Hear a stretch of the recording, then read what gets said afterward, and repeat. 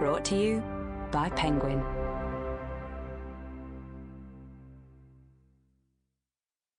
Vanity Fair, a novel without a hero, by William Makepeace Thackeray, read by Tom Bateman. This book was first published in 1848.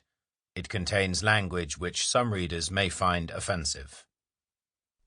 Both for ease of listening and because it contains details of the plot, we've placed the introduction to this Penguin classic at the end of the audiobook. Before the curtain. As the manager of the performance sits before the curtain on the boards and looks into the fair, a feeling of profound melancholy comes over him in his survey of the bustling place. There is a great quantity of eating and drinking, making love and jilting, laughing and the contrary, smoking, cheating, fighting, dancing and fiddling. There are bullies pushing about, bucks ogling the women, knaves picking pockets, policemen on the lookout, quacks, other quacks, plague take them, bawling in front of their booths, and yokels looking up at the tinselled dancers and poor old rouged tumblers, while the light-fingered folk are operating upon their pockets behind. Yes, this is Vanity Fair. Not a moral place, certainly, nor a merry one, though very noisy. Look at the faces of the actors and buffoons when they come off from their business, and Tom Fool washing the paint off his cheeks before he sits down to dinner with his wife and the little Jack Puddings behind the canvas. The curtain will be up presently, and he will be turning over head and heels and crying, "How are you?" A man with a reflective turn of mind, walking through an exhibition of this sort, will not be oppressed, I take it, by his own or other people's hilarity.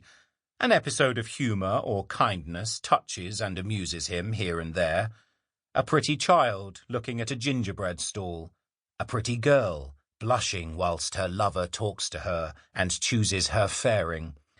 Poor Tom Fool, yonder behind the wagon, mumbling his bone with the honest family which lives by his tumbling. But the general impression is one more melancholy than mirthful. When you come home, you sit down in a sober, contemplative, not uncharitable frame of mind, and apply yourself to your books or your business.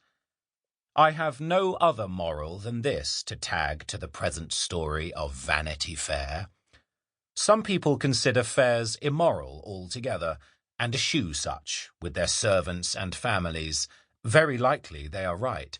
But persons who think otherwise, and are of a lazy, or a benevolent, or a sarcastic mood, may perhaps like to step in for half an hour and look at the performances.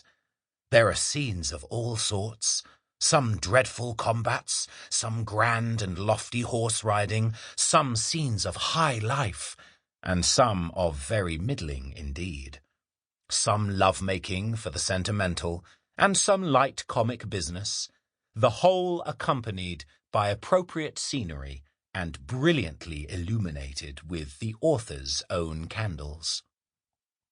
What more has the manager of the performance to say?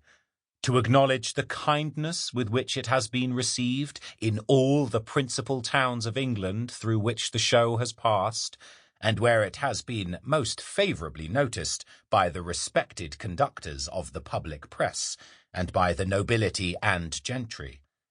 He is proud to think that his puppets have given satisfaction to the very best company in this empire. The famous little Becky puppet has been pronounced to be uncommonly flexible in the joints and lively on the wire.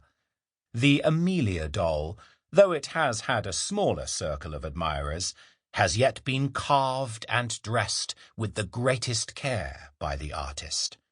The Dobbin figure, though apparently clumsy, yet dances in a very amusing and natural manner.